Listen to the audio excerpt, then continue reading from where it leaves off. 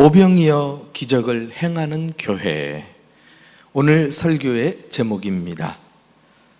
부제를 붙이자면 너희가 먹을 것을 주라. 37절에 예수님께서 제자들에게 하신 말씀입니다. 우리 한번 따라해 볼까요? 너희가 먹을 것을 주라. 예수님은 오병이어 기적을 일으키실 때 제자들을 동역자로 세워서 함께 기적을 행하시기를 원하셨습니다. 마태복음에도 동일한 사건을 기록하고 있는데 거기에는 더 말씀이 단호하십니다. 갈 것 없다. 너희가 먹을 것을 주어라. 이렇게 되어 있습니다. 실제로 예수님은 떡 5개와 물고기 2마리를 가지고 당시 남자만 5,000명을 먹였다고 하니까 성경학자들은 따라온 식구들, 또 여성들, 아이들까지 포함하면 2만 명은 좋게 넘었을 것으로 추산을 합니다. 이때 예수님은 제자들을 동원하셔서 기적의 역사에 참여시키시고 오병이어 기적을 온몸으로 경험케 하셨습니다. 그 오병이어 기적이 일어나는 순간 제자들은 얼마나 경이로움과 또 감격에 맞지 않았을까요? 너희가 먹을 것을 주라. 나는 이 말씀이 당시 제자들에게 뿐만 아니라 오늘날 당신의 교회들에게도 주시는 명령이라는 확신이 들었습니다. 그렇습니다. 예수님은 지금도 교회를 통하여 오병이어 기적을 행하기를 원하십니다. 이런 맥락에서 보면 본문은 우리에게 오병이어 기적을 행하는 원리를 가르쳐주는 말씀인 것입니다. 물론 우리가 예수님처럼 오병이어 기적을 행할 수는 없습니다.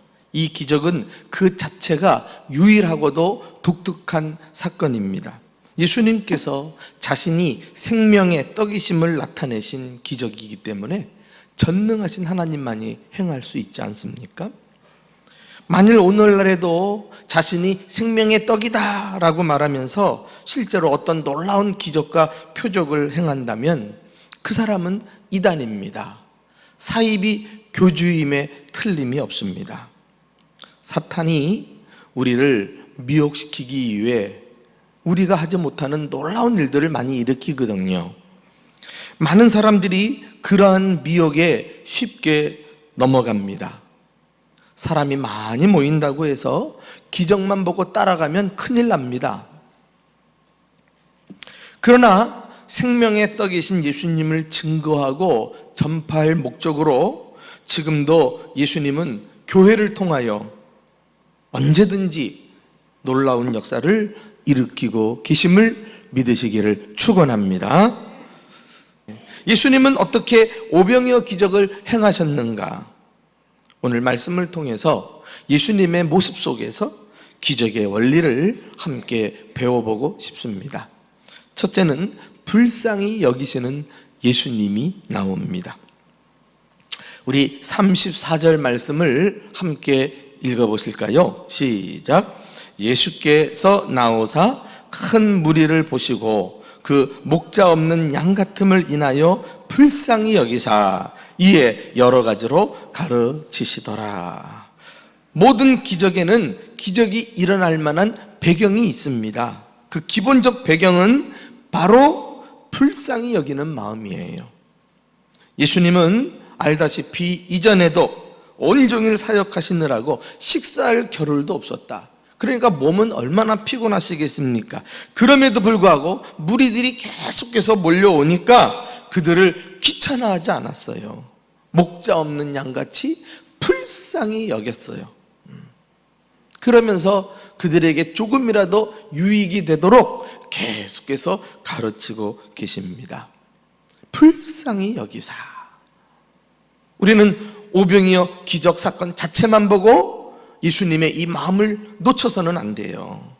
이 불쌍히 여겼다는 말, 영어 성경에는 compassion이라고 되어 있는데 come, 함께, passion, 마음을 함께 나누는 그런 태도를 의미합니다. 예수님은 수많은 무리들을 보시고 그들이 가지고 있는 삶의 고통을 함께 느끼셨던 것입니다. 그들의 절망, 그들의 아픔과 슬픔을 똑같이 느끼고 계셨던 것입니다. 인간이 하나님을 불쌍히 여기심, 이 하나님의 컴패션은 언제든지 기적의 시작이요 원동력이라고 할 수 있습니다. 오늘 본문을 자세히 보면 이렇게 예수님의 불쌍히 여기는 마음이 있었고 또 제자들에게도 이런 불쌍히 여기는 마음이 있는 것을 발견하게 됩니다. 우리 35절, 36절을 같이 읽어보실까요? 자, 시작. 때가 저물어 가매 제자들이 예수께 나와 여짜오되 이곳은 빈들이요 날도 저물어 가니 무리를 보내어 두루 촌과 마을로 가서 무엇을 사 먹게 하옵소서. 제자들도 예수님처럼 무리들에 대해서 불쌍히 여기는 마음, 연민의 정을 가지고 있습니다. 날은 저물어 갑니다. 있는 곳은 빈들입니다. 사람들은 하루 종일 예수님을 따라다녔고 그래서 배가 고플 것이고 몸도 지쳤을 것입니다. 제자들의 눈에 이런 그들의 고통이 들어온 거예요. 얼마나 귀한 일입니까? 그래서 예수님께 그들의 절박한 사정을 나누고 있지 않습니까? 주님, 이곳은 빈들이요 날도 저물어 가는데 어떻게 해야 되겠습니까? 사람들을 마을로 보내서 무엇을 사 먹게 해야 되지 않겠습니까? 먼저 제자들이 제안을 한 거예요. 여러분, 이렇게 기적이 나타나는 현장에는 따뜻한 마음, 친절한 마음, 주님의 사랑으로 가득 차 있는 환경 속에서 기적은 일어나는 것입니다. 예수님도 불쌍히 여기고 제자들도 무리들에 대해서 동정심을 갖고 있는 이 상황 속에 주님은 자연스럽게 기적을 일으킬 수 있었던 것입니다. 우리 시대의 약점이 무엇입니까? 사람들의 마음이 타인에 대한 연민은커녕 자기만 아는 이기심으로 가득 차 있다는 것입니다. 도무지 마음의 여유가 없습니다. 탐심과 탐욕으로 가득 차 있습니다. 상대방의 입장을 이해하고 배려하라는 마음이 점점 사라지고 있습니다. 자기를 손해를 조금이라도 끼치면, 불편하게 하면 뭐 큰일 날 것처럼 죽기 살기로 달려들거든요. 경유를 따져볼 필요 없이, 저 사람의 입장을 헤아려 볼 필요가 없이. 여러분, 그리스도인과 이런 세상 사람들의 사는 방식의 차이점이 무엇입니까? 우리는 하나님의 마음을 품고 사는 사람들이 아닙니까? 그 마음을 가지고 이 세상을 불쌍히 여기고 그들의 아픔을 같이 느낄 때 거기에서부터 기적이 일어난다는 사실을 우리는 꼭 기억하고, 오늘 이 함께 모여 예배드리는 우리 대전중부교회 우리 교우들 그 심령 속에 주님이 주시는 불쌍히 여기는 마음으로 충만할 수 있기를 주님의 이름으로 축원합니다. 두 번째는 가진 것에 감사하는 예수님의 모습이 나옵니다. 어디 나옵니까? 우리 41절 상반절을 함께 읽어보실까요? 시작. 여기 감사한다는 말은 없어요. 어린 나이에 바친 오병이어를 받으시고 축사하셨다 이렇게 나오는데, 이 축사라는 말은 헬라어 원문의 단어상 감사했다 이렇게 우리가 보아도 틀림이 없습니다. 그렇습니다. 기적을 일으키는 두 번째 원리는 감사하는 것입니다. 어떻게 생각하면 이 장면은 기가 막힌 장면이죠. 누가 보아도 이것은 감사할 일이 못 되는 것입니다. 생각해 보세요. 예수님 앞에는 수많은 사람들이 앉아 있습니다. 그러나 손에는 한 아이의 오병이어밖에 없어요. 그것도 이 아이가 혼자 먹으려고 손에서 꼼지락꼼지락 아이 손에 들어갈 만한 작은 음식이었습니다. 요한복음에도 이 오병이어 기적 사건이 기록되어 있는데 거기는 그냥 떡이 아니라 보리떡 5개라는 말이 나와요. 그러니까 우리식으로 말하면 쌀밥이 아니라 꽁보리밥을 가지고 있는 거예요. 물고기도 그냥 생선이 아닙니다. 요한복음에는 옵사리온이라는 물고기를 나타내는 단어를 쓰고 있는데 이 옵사리온이라는 물고기는 상품 가치가 없어서 어부들이 잡아가지고는 군물을 정리하면서 그냥 해변가에 내다버리는 거예요. 그러면 당시 가난한 사람들이 모여가지고 그것을 주워다가 소금에 절여서 먹곤 했다고 합니다. 아마도 이 아이도 그런 옵사리온 소금에 절인 물고기, 이제 그것을 가지고 이제 시장하면 먹으려고 준비했던 상황이었을 것입니다. 이런 상황에서 이 보잘것없는 오병이어를 가지고 어떻게 감사를 할 수 있단 말입니까? 오병이어 기적은 사복음서에 모두 나와요. 그만큼 이 사건이 가져다주는 의미가 중요하기 때문에 그렇습니다. 그런데요, 어떤 저자는 오병이어 사건을 기록하면서 생략하는 것도 있고, 또 어떤 복음서 저자는 덧보태는 것도 있고, 아니면 어떤 복음서는 좀 더 구체적으로 기술하고 있는 내용도 있고, 저마다 차이점이 있어요. 그런데 사복음서에서 공이 모두 빠뜨리지 않고 기록하고 있는 것이 있으니 바로 축사하셨다. 축사하셨다. He gave thanks. 감사하셨다.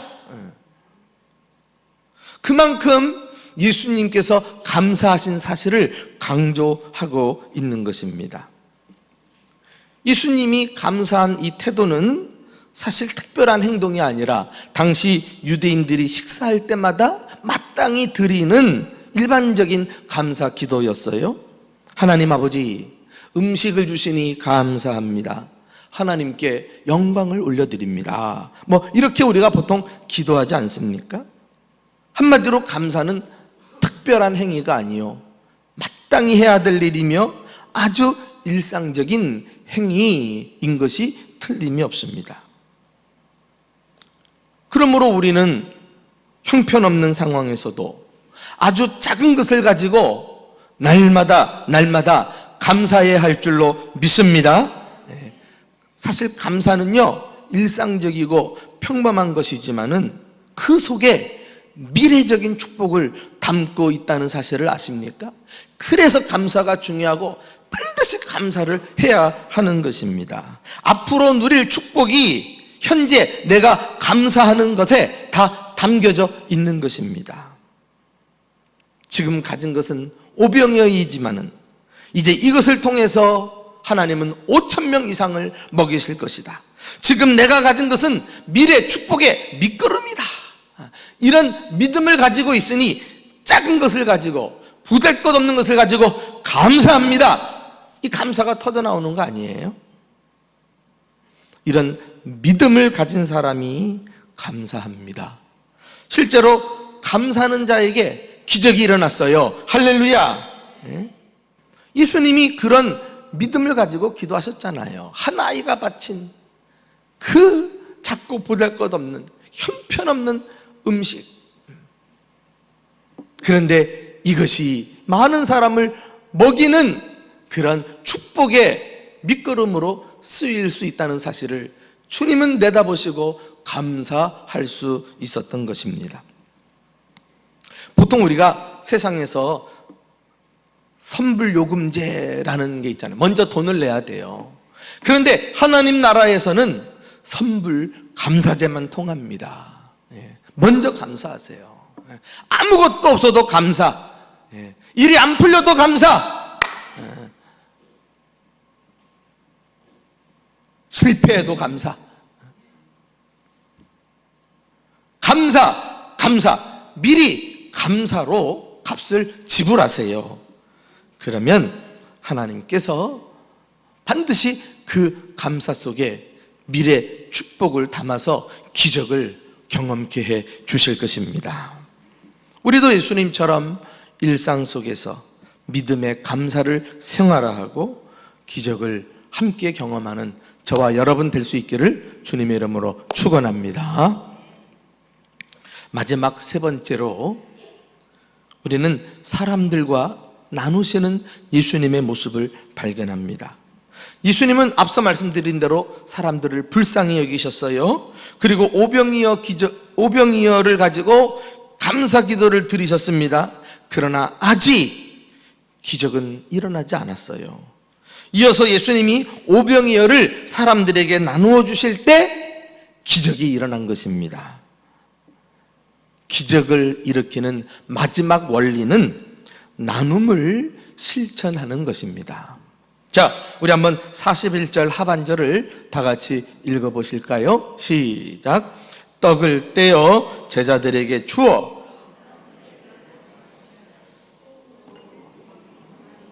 모든 사람에게 나누시매. 예수님은 오병이어를 나누는 일을 혼자서 행하지 않으셨습니다. 제자들을 시켜서 사람들에게 나누게 하셨습니다. 제자들이 예수님이 주시는 오병이어를 받아가지고 나누기 시작했을 때 그대로 눈앞에 기적이 일어난 거예요.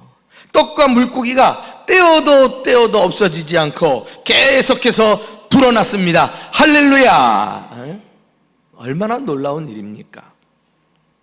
누가복음 12장에는 어리석은 부자가 나옵니다. 이 사람은 돈이 많으면 행복할 줄 알았어요. 그래서 벌리는 대로 창고에 가득가득 쌓아둔 사람이 아닙니까? 그런데 이 재산을 한 번도 써보지 못하고 창고에 쌓아둔 채 죽고 말았어요. 그는 모을 줄만 알았지 하나님과 이웃을 위해서 의미 있게 써본 적이 없습니다. 정말 어리석은 부자입니다. 나는 이 이야기가 개인에게만 해당되는 말씀이 아니라 교회에게도 주시는 말씀이라고 믿습니다. 교회도요, 돈을 모으기만 하고 그리고 사용할 줄 모르면 어리석은 교회예요. 주님이 우리가 한 일을 결산하실 때 돈을 모으기만 한 이런 교회에 대해서 책망이 준엄할 것입니다. 교회가 돈을 쌓아두면 부흥할 것 같고 잘 될 것 같죠? 그런데 대부분이요, 교회가 주님의 일을 안 하고 이 재테크에 머리가 깨어가지고 땅을 사고 더 많이 붙여서 팔고 또 주변 땅들, 집들 하나하나 사면서 영역을 넓혀나가고 뭐 이러다가 주님 오시면 어쩌려고 그래요? 또 그렇게 모은들 그것 때문에 교회가 잡음이 일어나고 시험이 들고 돈 때문에 교회가 문제를 만나는 일들이 허다합니다. 사람들이 돈이 많으니까 교만해가지고 말이죠. 여러분, 모은다고 다 우리 돈이 되는 게 아니에요. 하나님이 허락하셔야 내 것이 되는 것입니다. 오늘 밤 생명을 거두어 가시면 남의 것이 되는 거예요. 나누는 것만이 진정 하늘에 보물을 쌓는 나의 것이 될 줄로 믿습니다. 예수님의 말씀을 기억하세요. 사도행전 20장 35절이에요. 시작. 약한 사람들을 돕고 또 주 예수께서 친히 말씀하신 바 주는 것이 받는 것보다 복이 있다 하심을 기억하여야 할지니라. 한번 따라합시다. 주는 것이 받는 것보다 복이 있다. 마태복음에는 8가지 복, 8복이 나오는데 예수님이 이런 말씀을 언제 하셨지? 그래서 사도행전에 나오는 복을 9번째 복, 구복이라고 말하는 사람도 있어요. 그러나 복음서에 보면은 예수님이 이 말씀을 이미 하신 적이 있어요. 실제로 누가복음에 나옵니다. 우리 누가복음 6장 38절 한번 읽어보실까요? 시작. 주라 그리하면 너희에게 줄 것이니 곧 후히 되어 누르고 흔들어 넘치도록 하여 너희에게 안겨주리라. 너희의 헤아리는 그 헤아림으로 너희도 헤아림을 도로 받을 것이라. 여러분, 주면 하나님께서 우리에게 안겨주시는 것을 어떻게 표현합니까? 후이되어 누르고 흔들어 넘치도록 하여 안겨주리라. 하나님께서 이렇게까지도 몇 번씩 반복 표현할 정도로 주는 자가 복이 있다는 사실을 우리는 기억해야 할 것입니다. 그런데 너희의 헤아리는 그 헤아림으로 너희도 헤아림을 받을 것이다? 이것은 나누는 일에 인색한 것을 말해요. 드리고 베푸는 일에 인색하면 결국 본인도 인색하게 받게 될 것이라는 말이에요. 제자들은 오병이어 기적이 일어난 다음에 그 많은 것을 보고 사람들에게 이렇게 다가가서 나누어 준 게 아니었어요.